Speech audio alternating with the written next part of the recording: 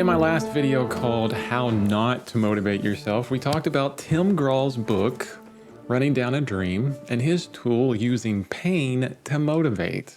It's not so good. The rest of the book has wonderful wisdom, but I really don't like this one.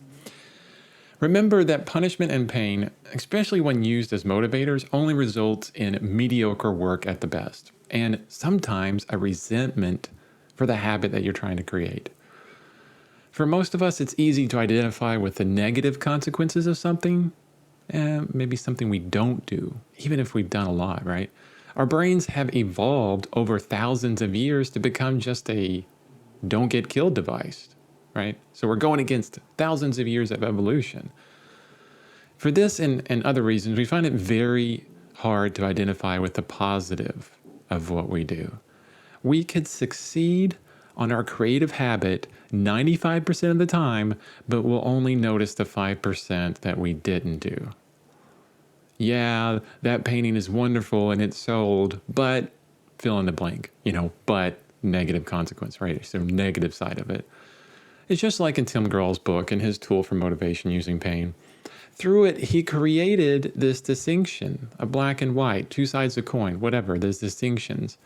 And one side was his core beliefs, on the other side, not. But it's the focus completely on what was hated, the negative side, that was bad. We want to focus on the positive of these distinctions. This is where true, lasting motivation really lies. Rather than creating a negative game for our deeper values, let's create a positive game and get in touch with our deeper purpose and use that as motivation. So you're asking, Chris, how do I do that?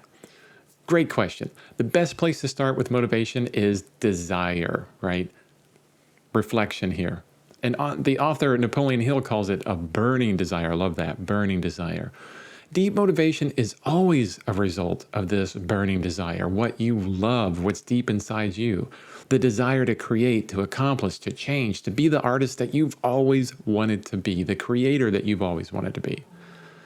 And only by obtaining the clarity on which of your creative goals are meaningful to you can you connect with a deeper purpose and your desire, right? It's through this connection that motivation flows, and it's so important. The deeper the connection you have with that deeper desire, the core beliefs of your creative self, that's motivation. Now, back to you. What has deep meaning in your life right now? Is your creative work connected to that deeper meaning in some way? If not, how can you begin your creative work to get closer or bring your creative work closer to that deeper meaning? One way to do that is create a calling description. I love this idea.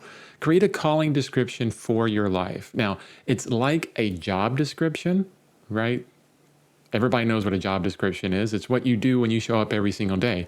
Create a calling description. It's a job description, but more powerful. Once you create that, your purpose, you can review it every single day, and that will give you the power to motivate through all the negativity. Thanks.